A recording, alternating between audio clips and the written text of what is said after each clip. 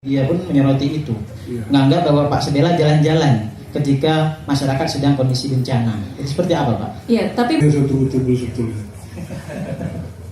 Saudara, terutama yang hadir dan seluruh pendengar RRI kami cintai, kunjungan kami keluarga ke luar negeri di Taiwan, Taipei, itu atas dasar undangan dari KDI Indonesia dan perusahaan yang ada, satu perusahaan yang ada di Taipei. KDI ini adalah sejenis Kamar Dagang Indonesia, karena kita bukan mewakili negara di sana, karena kita tidak punya hubungan diplomatik dengan Taiwan. Jadi lewat harus melalui perusahaan, dan kami dibiayai oleh perusahaan, bukan disogok oleh perusahaan. Separuh perjalanan, dana perjalanan, separuh lagi dari memakai uang negara. Dan rombongan kami ada pengusaha, ada pemuda, ada SKPK terkait. Kami di sana betul jalan, karena jarang naik mobil kami. Jalan memang di sana, dan ada beca di sana, ada taksi, tetapi kalau di kotanya kita mengikuti kebiasaan mereka jalan lari. Jadi kami di sana yang banyak berbicara masalah teknologi pertanian, sambil melihat lahan pertanian, pabrik persampahan, dan juga kami kunjungi universitas pertanian yang ada di Taichung. Mereka mau memberikan beasiswa untuk anak-anak kita yang ada di Takiwan ini nanti. Tapi yang mau di bidang pertanian, tidak perlu mampu bahasa Mandarin, tetapi harus menguasai bahasa Inggris. Kemudian mereka nanti akan menanam modal ke Aceh Tengah, terutama tanaman alpukat,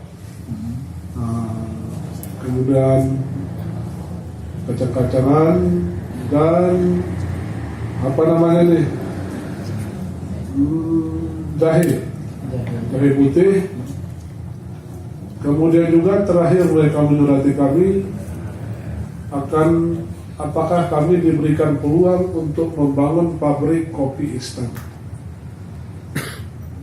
Nah, ini salah satu keuntungan kami mengunjungi Taiwan ini dengan beberapa kali pertemuan dengan berbagai pengusaha. Memang kopi juga kita bawa ke sana. Kopi hanya kita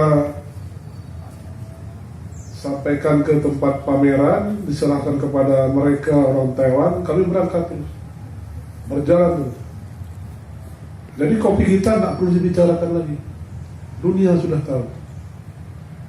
Namun apabila Taiwan mau membeli kopi dari Gayo ini, mereka membeli lebih tinggi daripada pasaran yang ada di Eropa dan Amerika. Nah, ini dikhawatirkan oleh orang-orang dari mungkin luar Taiwan. Jadi kunjungan balasan mereka akan datang di awal Februari. 2019 ini, Pak, ya? Di awal Februari mereka akan hadir di Aceh Tengah.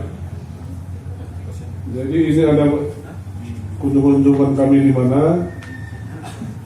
Jadi kami kunjungi 2 provinsi. Kebetulan di sana musim dingin, dan yang banyak kami kunjungi daerah pertanian. Karena teknologi pertanian Taiwan jauh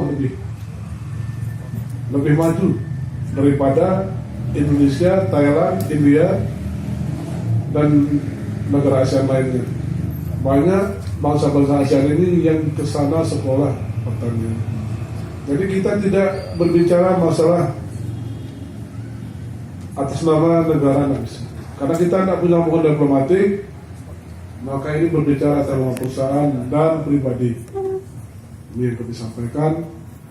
Jadi nanti mereka meminta 300 hektar pertama untuk alpukat dan jahe sekitar 200 hektar, dengan syarat mereka tidak boleh menguasai tanah. Karena mereka mau beli, kita tidak berikan peluang untuk dimiliki tanah kita di sini. Nanti bagi hasil. Kemudian Di sana kami mendapatkan bahwa alpukat yang dibawa selama ini beberapa kontainer per minggu itu sebetulnya bukan hanya untuk alat logistik. Ada satu rekaman di Medan ini dikerjain di blender di Medan. Dimasukkan plastik, dikirimlah ke KPKP ke Jakarta dan Medan dan beberapa daerah lain. Sedangkan untuk alpukat Aceh Tengah apabila kita kerjasama dengan mereka harus di sini walaupun di blender. Karena kulitnya bisa jadi pupuk, bijinya bisa jadi obat untuk ginjal dan beberapa lainnya. Itu kita tepungkan dulu. Kemudian terakhir kami kunjungi tempat pengolahan sampah. Ini ditawarkan apabila mungkin lebih murah di Surabaya, silakan beli di Surabaya. Dan kualitasnya mungkin lebih bagus. Mereka punya, bisa kita tidurkan, bisa kita berdirikan. Kalau lahannya sempit, pengolahan sampah kita berdirikan. Jadi pengolahan sampah di sana cukup bagus. Mungkin di Aceh Tengah ini sebetulnya sampahnya belum diolah tetapi dibuang, waktunya, durasinya itu mungkin yang sangat disayangkan. Malam kita membuang sampah ke daerah Mulia Jadi, siang kembali masyarakat membuang sampah. Bukan ke kontainernya, tapi ke luar kontainer. Nah, ini bergantung, mereka kadang sistem putar buangnya, kadang-kadang tidak masuk ke kontainer. Ini mungkin kesadaran masyarakat. Dan ada yang tak bayar buang sampah, tapi pengennya bersih, diberikan oleh dinas kebersihan apa namanya itu?